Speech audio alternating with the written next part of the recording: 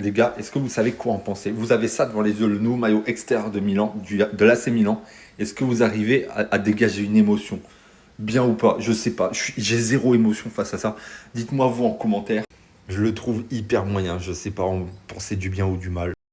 On enchaîne avec Southampton, club du coup de Championship. Maintenant, ils sont descendus. Le maillot est magnifique pour moi. C'est du Puma.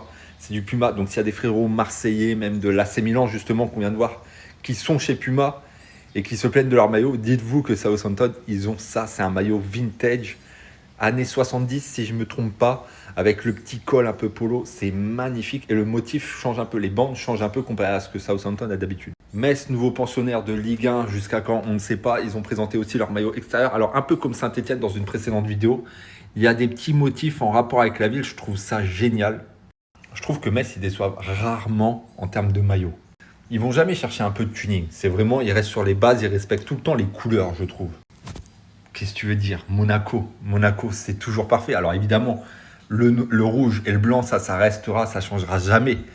Mais avec les petites bandes comme ça, on a vu les photos avec Pogba, avec ce maillot, on a hâte de voir sur les terrains de Ligue 1. Parce que oui, ceux qui demandent, on a déjà fait la coque de Monaco.